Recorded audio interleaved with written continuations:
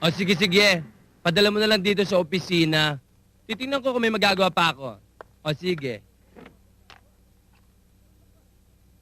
Mabuti at dumating ka pa. Aba, ano na nangyari sa'yo at ngayon ka lang nagpakita rito? Wala namang gagawin eh. Kung meron man, wala rin mangyayari.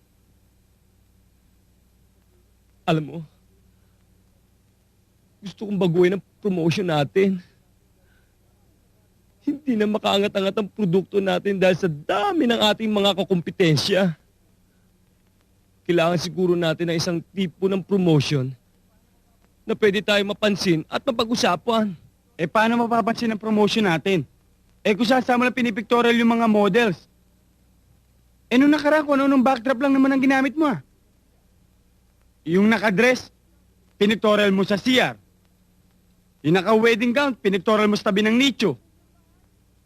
Yung naka-swimsuit, pinictorial mo sa bubong ng bahay. Ang ideya ko kasi, yung mabigyan ng shock treatment ang mga tao. Kapag shocking ang advertisement, naturalmente, mapapansin ang produkto. Ang epekto tuloy, nandidiri ang mga tao imbis na magkaroon ng interes. Kaya nga, baka may mga bago kang gimmick, pues okay, pagbibigyan kita ngayon. Di ba matagal ko na sinasabi sa'yo na sumunod tayo sa uso?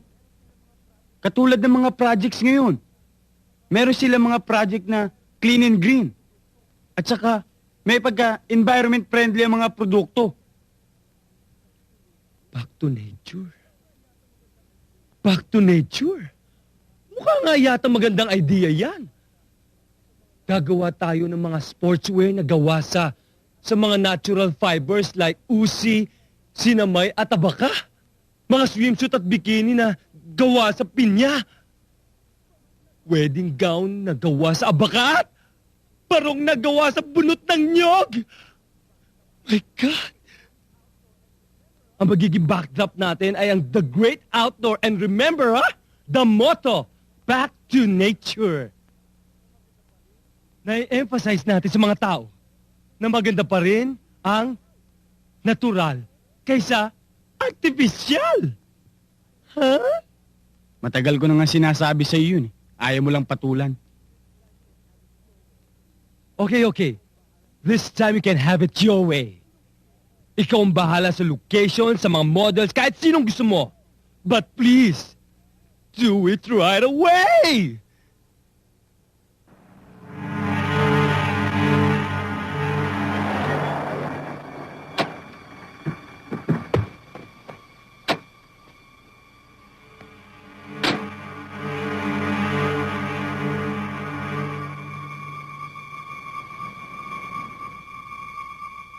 Men, spread out!